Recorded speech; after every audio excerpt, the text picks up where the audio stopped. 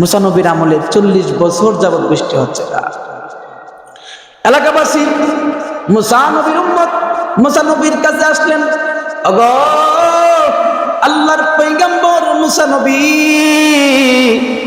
আপনি তো মুস্তাজিবুদ দাওয়াত, আপনার দোয়া আমার আল্লাহ তো ফেলবে না।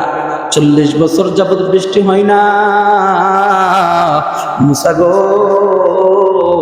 একটু আপনি আল্লাহর দরবারে হাত তুলে দেখেন না।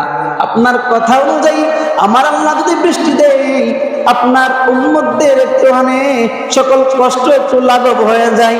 মুসা নবী উনার সমস্ত উম্মতদেরকে একত্রিত করে একটা বৈঠকে বসলেন, সবাইকে নিয়ে আল্লাহর দরবারে হাত তুললেন আর ডাক দিয়ে কই,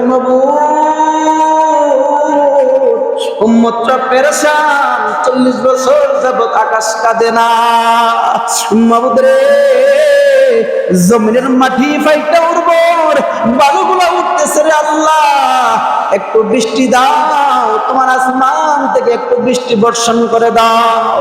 আল্লাহর পক্ষ থেকে জিবরাইল সঙ্গে সঙ্গে মুসা নবীর ওই জামাতের মধ্যে এসে হাজির হয়ে যায় ওহী লইয়া। জিবরাইল আয়েশা কই, নবী গো, ওগো মুসা পয়গম্বর, আল্লাহর পক্ষ থেকে ওহী নিয়ে আসলাম। আল্লাহ আপনাকে জানায় দিল, এই মজলিসের মধ্যে এমন একজন লোক আছে যার জীবনভর গুনাহ, রাত্রে গুনাহ, সন্ধ্যায় গুনাহ, সকালে বিকালে জীবনভর গুনাহ।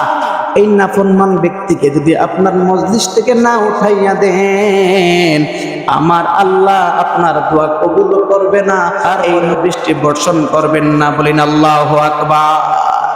মুসা নবী মুনাজাত অবস্থায় সকল উম্মতদেরকে ডাক দিয়ে বললেন, ওরে উম্মত, আল্লাহর পক্ষ থেকে নির্দেশনা এসেছে, এই মজলিসের মধ্যে এমন কোন নাখানদার আছো, এমন কোন গুনাহগার ব্যক্তি আছো যার জন্য আমার আল্লাহ বৃষ্টি বর্ষণ করে না। যেই মাত্র এই কথা বলল, মুসা নবী ডাক দিয়ে কই, সঙ্গে সঙ্গে আল্লাহর আদেশ এসেছে, তুমি এই মজলিস থেকে উঠে যাও, তোমার জন্য বৃষ্টি হচ্ছে না। এখন আপনি আমাকে একটা উত্তর দেন, আমি যদি আপনাদের কাছে এমন একটা কথা বলি, আল্লাহর পক্ষ থেকে কথা এসেছে, বলি আল্লাহ থেকে কথা এসেছে, এই আমরা যারা বসে আছি এখানের মধ্যে এমন একজন ব্যক্তি আছে যার জীবনে গুনাহ, তার জন্য এই মসজিদের মধ্যে রহমত আসতেছে না। এই কথাটা বলা মাত্র দেখবেন যার যার গুনার কথা খেয়াল হয়ে যাবে। কথা কোন ঠিক কিনা?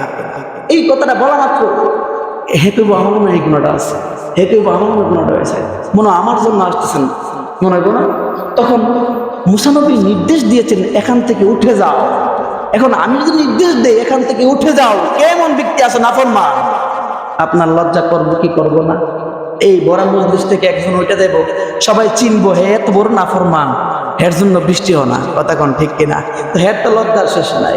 আল্লাহর দরবারে সঙ্গে সঙ্গে ওই বান্দাটা মজলিসের মধ্যে মাথাটা নিচু করে দিয়েছে, নিচু কইরা দিয়া চোখের পানি ফালাইয়া একটা ডাক দিয়া কই, আল্লাহ ও মাবুদ, আমি মনে হয় সেই গুনাহগার ব্যক্তি যার জন্য আজকে বড় মজলিসের মধ্যে তোমার নির্দেশ এসেছে।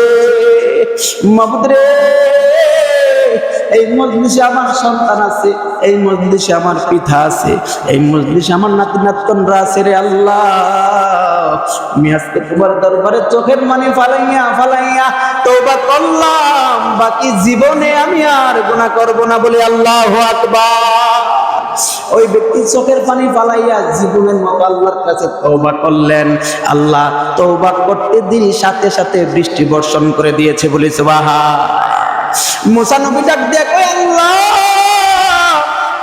তুমি তো আমি মুসার জবানকে মিথ্যা করে দিয়েছো, মজলিস থেকে এখনো পর্যন্ত কেউ উঠে নাই, তার আগে তুমি বৃষ্টি বর্ষণ করে দিয়েছো। ও মাবুদ, এই মাত্র বললে একজন লোক আছে, আমি সেইটা আমার উম্মতের কাছে বললাম, উম্মতটা তো এখন আমার কথাকে মিথ্যা হিসেবে গণ্য করব, আমি মুসা নবীকে মানবে না, বলবো আপনি এই মাত্র বললেন একজন ব্যক্তি আছে যার জন্য বৃষ্টি হচ্ছে না, কিন্তু এই ব্যক্তি তো এই মজলিস থেকে ওঠার আগে আমার আল্লাহ বৃষ্টি দিয়ে দিয়েছেন, তার এই আপনার কথার কি কার্যকারিতা?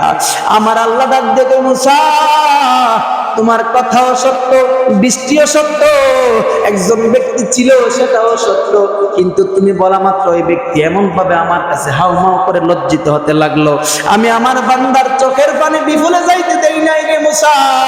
ওই ব্যক্তি আমার আল্লাহর কুদরতি দরবারে হাত তোলা মাত্র, ক্ষমা চাওয়া মাত্র, এমন ক্ষমা চাওয়া চাইলো, আমি আল্লাহর রাহিম নামের দরবারে করাঘাত করতে লাগলো, বলি আল্লাহু আকবার।